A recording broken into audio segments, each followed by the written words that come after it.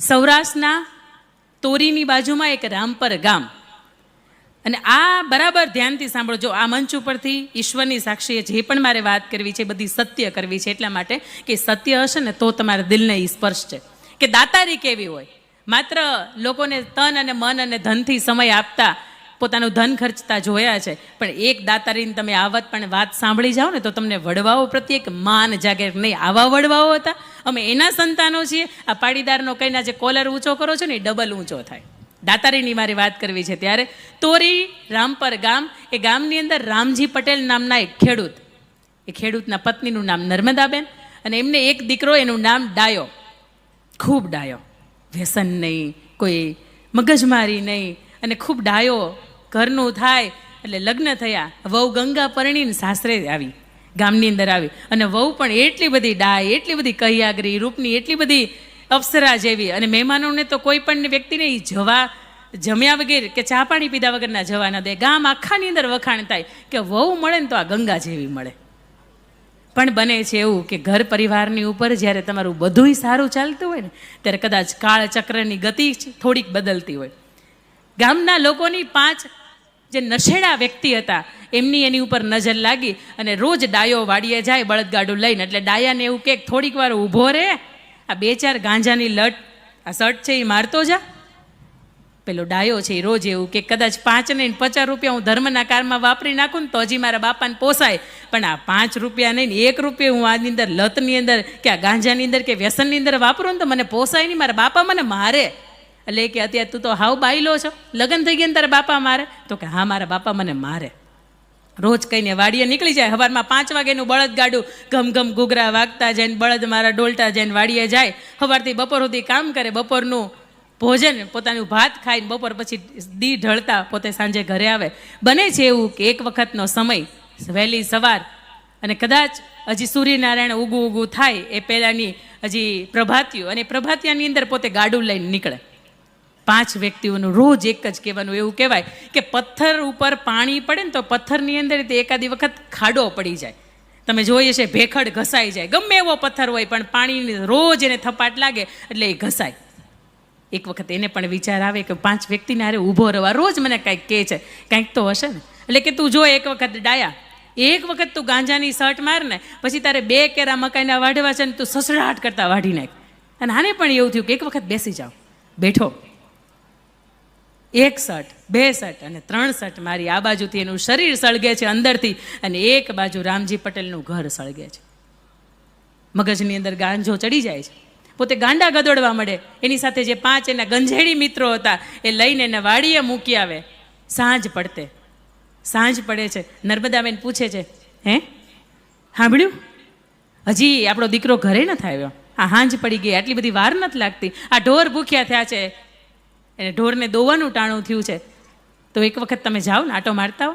રામજી પટેલ છે એ વાડીએ જાય છે અને જુએ છે કે પોતાનો દીકરો, એકનો એક દીકરો ડાયો, કે જેની ઉપર આખું ગામ એની ઉપર, એની પ્રતિષ્ઠા ઉપર ગર્વ કરતું, આવો દીકરોને શું થઈ ગયું? પોતાના કપડાં ફાડી નાખ્યા છે, ક્યારેક હસે છે મોટેથી, ક્યારેક રડે છે. આને થઈ શું ગયું? પોતાની 17 વળની પાઘડી, બાપ કોઈ દિવસ એણે ખોલી નહોતી. પોતાના દીકરાનું અંગ ઢાંકવા માટે 17 વળની પાઘડી છે ઉતારે છે, એનું અંગ ઢાંકે છે અને એને લઈ આવે છે ઘરની અંદર. ઘરે જુએ છે તો ખાતો હોય તો ડાયો ખાયા કરે, સૂતો હોય તો 2 દિવસ સુધી ઉઠે નહીં, નાતો હોય તો 2-3 કલાક, 4 કલાક સુધી નાયા કરે. દોરા ધાગા કરાવ્યા, દવા દારૂ કરાવી, કેટલી જગ્યાએ માનતાઓ રાખી, પણ શું થયું છે ને એને ખબર ન પડી. બને છે એવું કે ગંગાને આખું ગામ એમ કે તારે કંઈક હવે તારું વિચારવું જોઈએ. ના, મારા જે પતિ છે ને એની મારી સેવા કરવી. પતિ પરમો ધર્મ, એની સેવા છે, સેવા ધર્મ પરમો ધર્મ. એની સેવા કરવી ને એ મારા ભાગ્યની અંદર છે. એને જે થયું હોય એ કાલ સવારે સારું થઈ જશે. આ પત્ની છે, છતાં પણ એ સેવા કરે છે. અને એક વખત બને છે એવું કે કોઈને ખબર નથી, અને રાત દિવસ આ મા બાપને પત્ની જાગે છે, છતાં પણ 5 મિનિટનું મટકું લાગે છે અને એ ડાયો છે એ ઉઠીને ઘરની બહાર વયો જાય. એને નદી, નાળા, ખેતર, કોતર, ડુંગરા કાંઈ બાકી નથી રાખતા. વર્ષોથી બંધ પડેલા કૂવા હોય ને એની અંદર એ ગોતે, પણ ક્યાંય ડાયો મળે નહીં.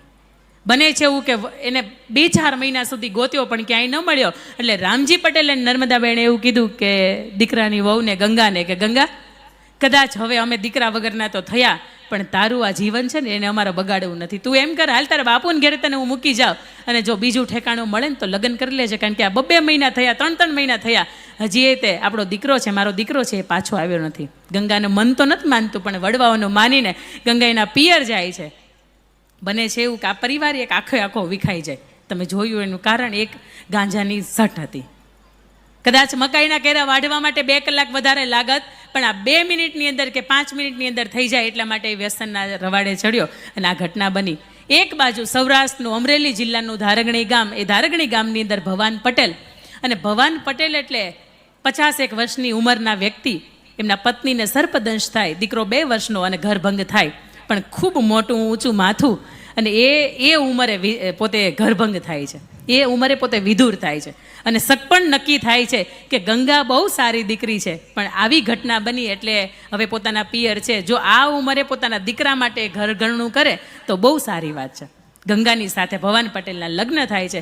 ગંગા પરણીને ધારગણી ગામને પાદરે તો આવે છે, પણ એવું કહે છે કે ભવાન પટેલ, તમારું ઘર તો માંડું છું, પણ આ દીકરાનું અને તમારું જીવન પસાર કરવા માટે તમારે મારે એક ઓરડે સુવાના કોઈ સંબંધ નહીં. રામજી ભવાન પટેલ છે એ મંડાય છે, કંઈ વાંધો નહીં, મારા દીકરાને અને તારા આ ઘરને એક હોંકારો મળે છે, આનાથી વિશેષ શું હોય. ભવાન પટેલ દીકરો અને ગંગા વહુ પોતાનું જીવન છે એ ધીરે ધીરે કરતાં શરૂ કરે છે, અને 2-4 મહિનાનો સમય વીતે છે, બપોર પછીનો એ બરાબરનો સમય, અને ભવાન પટેલ વાડીએ ગયા હોય અને બપોર પછી નદીએ આ ગંગા વહુ છે એ પાણી ભરવા માટે જાય છે.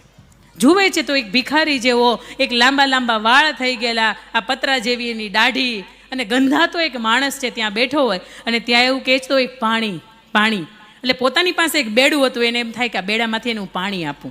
બેડામાંથી પોતાને પાણી પીવડાવે છે. બેની નજર એક થાય છે, અને અંદરથી કંઈક એવું થાય છે કે કોણ હશે.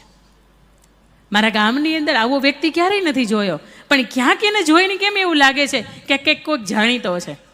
અને એ જ સમયમાં એ પાણી પીને પોતાની જે અંદરની સંતોષ હોય, પોતાની તરસ હોય એ બુઝાય, એટલે એવું કે બેન કંઈક ખાવાનું આપશો. એટલે ગંગા છે એવું કહે છે કે અત્યારે તો મારી પાસે ખાવાનું કાંઈ નથી, પણ આવો, હાંજ પડી છે, હવે હાંજ પડશે, મારા ધણી છે ઘરે આવશે, આવો હું તમને મારી ઘરે જમાડું. પોતે બેડું લઈને ઘરની અંદર પ્રયાણ કરે છે, ધારગણી ગામ, અને પોતાના ગામની બરોબર મધ્યની અંદર પોતાનું ઘર, અને એ સમયમાં મહેમાનને ખાટલો ઢાળી દે છે. મહેમાનને ત્યાં બહાર પેલો ગાંડા ગેલો વ્યક્તિ છે એને બેસાડે છે.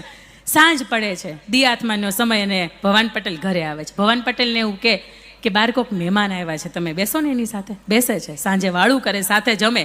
પણ એવું કહેવાય કે હજી કોઈ પણ મહેમાન આપણી ઘરે આવ્યું હોય અને હજી જમવાને વાર હોય, સાંજની વાળુંને વાર હોય, તો એ પહેલાં આપણે કંઈક મહેમાન ગતિ માટે એને ચા, પાણી, ઠંડુ શરબત આપણે કંઈક આપીએ.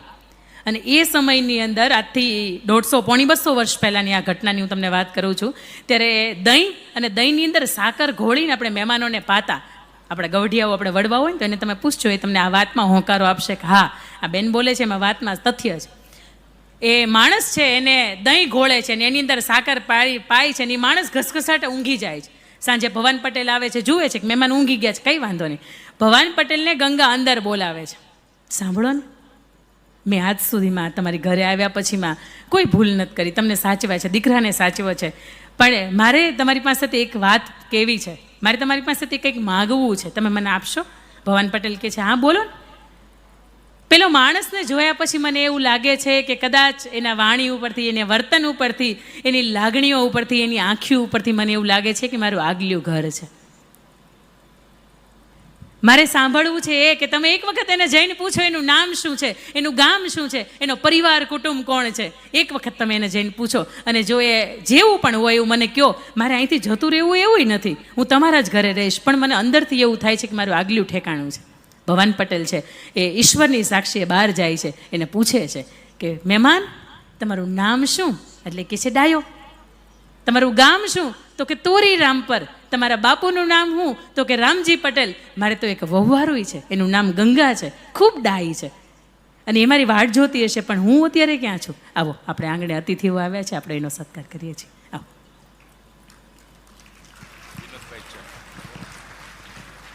આપણા આમંત્રણને માન આપી કચ્છ મોરબીના લોકપ્રિય શાસન વિનોદભાઈ ચાવડા સાહેબ, કચ્છ જિલ્લા ભાજપ પ્રમુખ શ્રી દેવજીભાઈ વરચંદ, ઉપસ્થિત સૌ ભાજપના આગેવાનનું વિરાણી પાટીદાર સમાજ વતી અમે હાર્દિક સ્વાગત કરીએ છીએ. કન્ટિન્યુ. એટલે એ ડાયો છે એ પૂછે છે પણ હું ક્યાં છું, આ ઠેકાણું કયું છે? અને ત્યારે ભવાન પટેલ એવું કહે છે કે લ્યો આ કપડાં, આ 2 જોડી કપડાં લઈને તમે નાહી લ્યો, 1 જોડી તમારે કપડાં તમારા થેલામાં નાખો, પણ તમે ક્યાં છો એ બાપ બરાબર ઠેકાણો છો. અંદર આવીને ગંગાને એવું કહે છે, ગંગા તૈયાર થઈ જાય, આપણે મહેમાનને મૂકવા જવું છે. એટલે ગંગાને એવું લાગ્યું કે કદાચ બની શકે કે મારી યારે ભવાન પટેલે કોઈ વાત નથી કરી એટલે એ મહેમાન નહીં હોય. ગંગા છે એવું કહેવાય, ઇતિહાસ સાક્ષી છે કે એક હુંડો એક એને ઘરેણા હતા, એ ઘરેણા પહેરીને પોતે લાજ કાઢીને ગાડાની અંદર બેસી જાય છે. અને ગાડાની અંદર ભવાન પટેલ, આ ડાયો અને ગંગા એ ત્રણેય તોરી રામપર ગામ જવા માટે નીકળે છે. 1-2 દિવસનો સમય વીતે છે અને ગામની અંદર આવીને પૂછે છે કે તમારું ઘર ક્યાં છે? એટલે ઠેકાણું એને બતાવે. ગંગા વહુ છે, એને લાજ કાઢી છે એટલે એને ખબર નથી કયા ઠેકાણે આવીને મારું ગાડું ઊભું રહે છે. એ ઠેકાણે બરાબર આવીને ઊભું રહે છે અને અંદરથી સાથ પાડે છે, રામજી પટેલ. પટેલ હોંકારો આપે છે, કારણ કે હવે ભાભા ડોશી બે હાવ કોના ના સહારે જીવે. પોતે શાંતિથી ઊભા હોય, દરવાજાની ડેલી ખોલવા આવે, આ ડેલીનો ભોગોળ ખોલવા માટે આવે છે. હા આવો મહેમાન. અને પછી એ જે ડાયાનો ચહેરો જુએ છે, એવું કહે છે કે તમારો ડાયો છે, તમને માટે ગોતીનું લાવ્યો છું. અને ત્યારે ભવાન પટેલ એ સાક્ષી પૂરે છે કે રામજી પટેલ એને ડાયો કેટલા બધ ભરી ભરીને મળે છે. જે દીકરાને એને ખોયો છે, જેનો આધાર સ્તંભ છે, આ 6-6, 8-8, 10-10 મહિને એના મોઢું જોવે છે, ખૂબ હરખ થાય છે. અને એવું કહે છે કે બપોરનું ટાણું થયું છે, મહેમાન રોકાઈ જાઓ, મારા બેન સાથે નથી આવ્યા. અને ત્યારે ભવાન પટેલ એવું કહે છે કે તમારા બેન નહીં પણ મારાય હવે કદાચ બેન થાય, હું તમારી વહુવારુની સાથે લઈને આવ્યો છું. ને ત્યારે એ ગંગાનો હાથ છે એ ડાયાના હાથની અંદર સોંપે છે. ગંગા ભવાન પટેલને સવાલ પૂછે છે કે તમારું ધારગણી જેવું ગામ, એ ગામની અંદર તમારી કેવી ઇજ્જત, તમારું કેવું ખોરડું, આ 2 વર્ષનો દીકરો બધાય મને પૂછશે કે આ ઘરને વાળનારી મારી માં, આ ઘરના પાણીયા ભળિયારનારી આ બધી ક્યાં ગઈ, તમે શું જવાબ આપશો?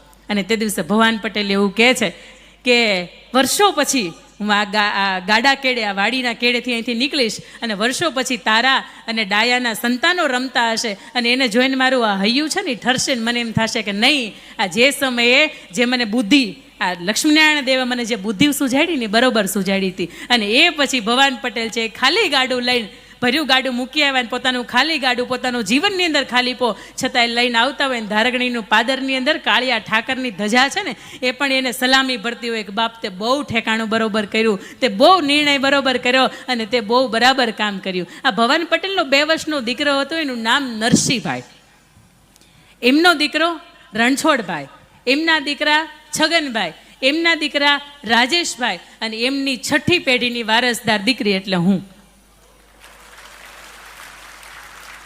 આપણા વડવાઓ કોણ હતા ખાલી આટલું જાણી લઈને સાહેબ તોય તમારા જીવનનું પરિવર્તન થઈ જાય.